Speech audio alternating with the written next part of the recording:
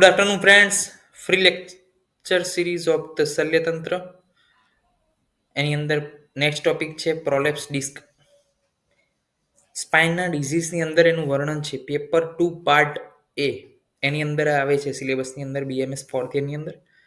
પ્રોલેપ્સનો મતલબ થાય છે ફૂલવું, એની સાઇઝની અંદર વધારો થવો, અથવા તો કોઈ સ્ટ્રક્ચર હોય એની અંદર જે છે ગ્રોથ થવાને કારણે જે છે સ્ટ્રક્ચર શું થાય છે, ફૂલે છે. એની અંદર જે સાઇઝની અંદર જે વધારો થાય છે એને શું કહેવામાં આવે છે, પ્રોલેપ્સ. તો પ્રોલેપ્સ ડિસ્કનો મતલબ શું? It means the protrusion of the nucleus pulp through weak spot in annulus fibrosis. એટલે કે આ જે ન્યુક્લિયસ આપણે દોરેલું છે સાઈડની અંદર યલો કલરનું, તો એ ન્યુક્લિયસ જે છે એન્યુલસ ફાઇબ્રસિસ એટલે ફાઇબરનું બનેલું છે. એન્યુલર એટલે રાઉન્ડેડ સ્ટ્રક્ચરની અંદર જે છે ફાઇબ્રસ ટિશ્યુનું બનેલું છે. ગાદી ક્યાં હોય? તો કે જે વર્ટેબ્રા હોય એ બે વર્ટેબ્રાની વચ્ચે શું હોય, ઇન્ટરવર્ટેબ્રલ ડિસ્ક હોય. અને એ ડિસ્ક જ્યારે શું થાય છે, પ્રોલેપ્સ થાય છે, ત્યારે એને શું કહેવામાં આવે છે, પ્રોલેપ્સ ડિસ્ક કહેવામાં આવે છે. તો એ ગાદી જે છે શેની બનેલી છે, એન્યુલસ ફાઇબ્રસિસની બનેલી છે. અને એ એન્યુલસ ફાઇબ્રસિસના કોઈ વીક સ્પોટ ઉપરથી જ્યારે એની અંદર રહેલું જે ન્યુક્લિયસ પલ્પ જે છે બહાર આવે છે, એ પ્રોટ્રુડ આઉટ થાય છે, પ્રોટ્રુઝન થાય છે, ત્યારે શું થાય છે, ડિસ્ક પ્રોલેપ્સ થાય છે. તો શું જોયું? તો કે ગાદી બનેલી છે એન્યુલસ ફાઇબ્રસિસની, એની અંદર શું ભર્યો છે, પલ્પ ભર્યો છે. આ પલ્પ જ્યારે શું થાય છે, કોઈ વીક સ્પોટમાંથી બહાર આવે છે ત્યારે પ્રોટ્રુડ આઉટ થાય છે ન્યુક્લિયસ પલ્પ, ત્યારે શું થાય છે, ડિસ્ક પ્રોલેપ્સ થાય છે. એના કેટલા સ્ટેજ હોય છે? 3 સ્ટેજ હોય છે. કેટલા સ્ટેજ? 3 સ્ટેજ. ન્યુક્લિયસનું ડીજનરેશન, ન્યુક્લિયસનું ડિસ્પ્લેસમેન્ટ, અને ત્રીજું સ્ટેજ છે ફાઇબ્રોસિસ સ્ટેજ. તો શું થાય છે પહેલા સ્ટેજની અંદર? તો કે જ્યારે ડિસ્ક જે છે પ્રોલેપ્સ થાય છે ત્યારે એકદમ ના થાય. ન્યુક્લિયસનું પહેલા શું થાય, ડીજનરેશન થાય. ન્યુક્લિયસ મટીરિયલના ડિસ્પ્લેસમેન્ટ પહેલા, એટલે કે આ જે અંદર રહેલું જે ન્યુક્લિયસનું મટીરિયલ છે એની અંદર ડિસ્પ્લેસમેન્ટ એટલે કે પ્રોટ્રુડ આઉટ થયા પહેલા ડિસ્કમાં ડીજનરેટિવ ચેન્જીસ થાય છે. એટલે કે ડિસ્કની અંદર ડીજનરેટિવ ચેન્જીસ થાય છે. અને આના કારણે ન્યુક્લિયસ મટીરિયલ કેવું બને છે, સોફ્ટ બને છે. ન્યુક્લિયસનું એન્યુલસ ફાઇબ્રસિસનું જે મટીરિયલ છે કેવું બને છે, વીક બને છે. અને એ વીક બનવાને કારણે પછી રિસ્ક રહે છે શું? તો પ્રોટ્રુડ આઉટ થવાનું, અંદરનું મટીરિયલ બહાર આવવાનું રિસ્ક રહે છે.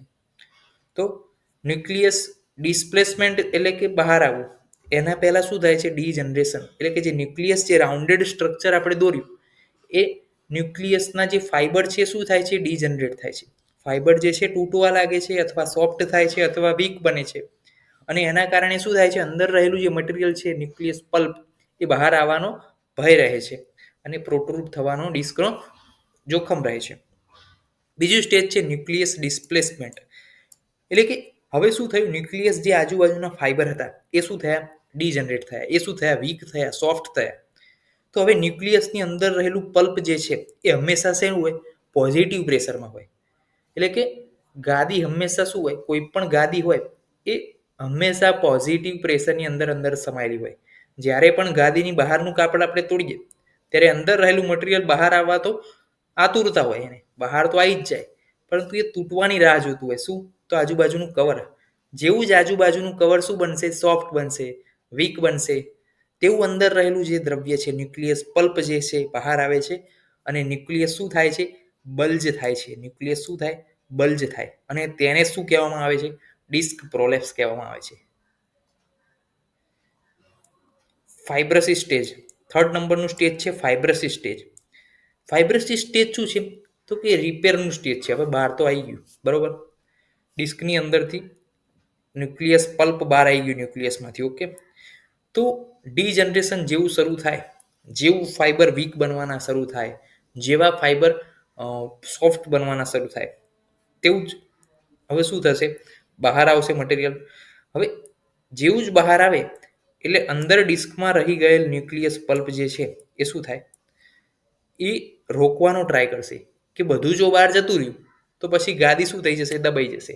એટલે આપણું શરીર જે છે એને આપણા શરીરની અંદરનું જે ન્યુક્લિયસ જે છે શું વિચારશે કે આ બધું દ્રવ્ય જે છે ન્યુક્લિયસ પલ્પ એ બહાર ન જતું રહે એની કાળજી રાખશે. તો શું થશે, ડીજનરેશન જેવું સ્ટેજ ચાલુ થાય. એટલે કે જેવું જ એન્યુલસ ફાઇબ્રસિસ જે લેયર છે ગોળ, એ જેવું વીક બનશે, જેવું સોફ્ટ બનવાની શરૂઆત થાય કે તરત જ આ ફાઇબ્રસી સ્ટેજ શરૂ થાય. શરીરને ખબર પડી જાય કે આ વીક બનવા માંડી છે લાઇનર. તો ફાઇબ્રસી સ્ટેજ શરૂ થાય એટલે શું થાય? ન્યુક્લિયસ પલ્પ જે છે ફાઇબ્રસ થવાનું શરૂ થાય. ન્યુક્લિયસ પલ્પ જે છે એ એની અંદરથી જ એક ફાઇબર નિર્માણ કરવાનું શરૂ થશે કે જેથી કરીને તૂટે તો બહુ બહાર જાય નહીં મટીરિયલ, અને ગાદીની જે દબાવવાની ક્ષમતા છે એ જળવાઈ રહે. એક્સ્ટ્રુટેડ પલ્પ, જે બહાર નીકળેલો પલ્પ જે છે એ શું થાય? ત્યાંને ત્યાં ફ્લેટન થાય, ત્યાંને ત્યાં ફાઇબ્રસ થાય, અને ત્યાંને ત્યાં કેલ્સીફાઈ થાય. તે બધું જોવાનું કાર્ય કયું છે? આ ફાઇબ્રોસિસ સ્ટેજનું કાર્ય છે. ફ્લેટન એટલે કે જો આ ડિસ્ક જે આપણે દોરીએ ધારો કે, તો ડિસ્કમાંથી કોઈ ન્યુક્લિયસ પલ્પ બહાર આવ્યો, તો આ પલ્પ બહાર આવેલો જે છે એને ફ્લેટન કરવાનું કાર્ય, પ્લસ જે છે ફાઇબ્રસ કરવાનું કાર્ય એટલે કે એને ગંઠાવાનું કાર્ય, અને કેલ્સીફાઈ કરવાનું કાર્ય કે જેથી કરીને બોન્ડ સાથે શું થાય? સરળતાથી જોડાઈ જાય, વર્ટેબ્રા સાથે સરળતાથી જોડાઈ જાય. એ કરવાનું કાર્ય શેનું છે? આ ત્રીજા સ્ટેજનું છે, ફાઇબ્રોસિસ સ્ટેજનું. Common level of the disc prolapse ક્યાં હોય છે? L4, L5, C5, C6 common છે. અને what change after the disc prolapse? તો structure occupying by spinal canal, એટલે સ્પાઇન જે છે, કેનાલ જે છે એની અંદર જે સ્ટ્રક્ચર ઓક્યુપાઈ રહેલા છે એની અંદર ફેરફાર થાય, અથવા તો પછી ઇન્ટરવર્ટેબલ જોઈન્ટ જે રહેલા છે, જે ગાદી છે એની અંદર કોઈ ફેરફાર થાય. એ બે ટાઈપના ફેરફાર થાય. ટાઈપ ઓફ ધ ડિસ્ક પ્રોલેપ્સની અંદર લંબર પીઆઈવીડી અને સર્વાઇકલ પીઆઈવીડી સમાવેશ થાય. લંબર પીઆઈવીડી એનો મતલબ શું? તો કે lumbar prolapse intervertebral disc. Lumbar lumbar એટલે લંબર એરિયાની અંદર પ્રોલેપ્સ થાય છે ઇન્ટરવર્ટેબલ ડિસ્ક. 20 થી 40 વર્ષના એડલ્ટની અંદર જોવા મળે છે. સેડેન્ટરી લાઇફસ્ટાઇલના કારણે જોવા મળે છે. સિમ્પટમ્સમાં લો બેક એક, સાયટિકા, નમનેસ, એબસન્ટ એન્કલ જગ અને યુરિન બોવેલનું ઇનકન્ટિન્યુઅન્સ પણ જોવા મળે છે. એક્ઝામિન કઈ રીતે કરવાની?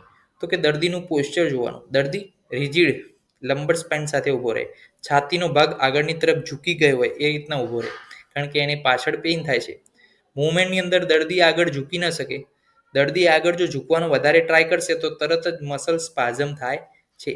ટેન્ડરનેસ જોવા મળે છે લંબો સેક્રલ જોઈન્ટની અંદર. એસએલઆર ટેસ્ટ પોઝિટિવ આવે છે કારણ કે સાયટિકા છે, અને લેઝિક ટેસ્ટ પણ કરવામાં આવે છે.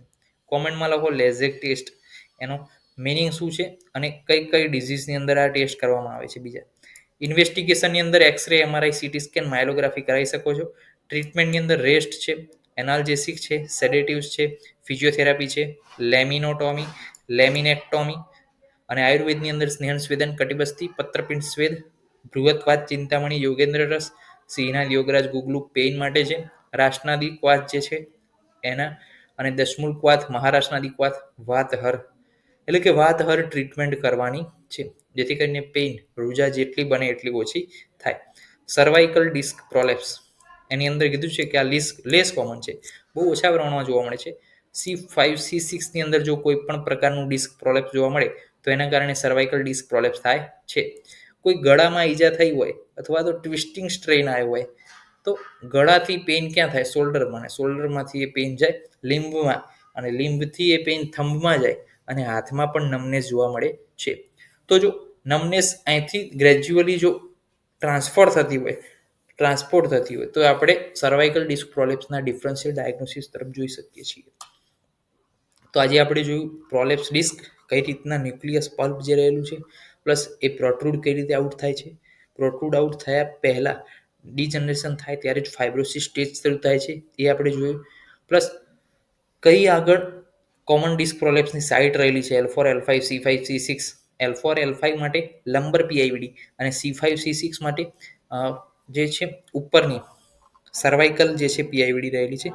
ઓકે, એની એક્ઝામિનેશન આપણે જોઈ, ટ્રીટમેન્ટ જોઈ, ઇન્વેસ્ટિગેશન કયા કયા કરવાના એ જોયું, આયુર્વેદ પ્રમાણે કયા કયા જે છે કન્ટેન્ટ આપણે યુઝ કરીએ છીએ એના વિશે અભ્યાસ કર્યો.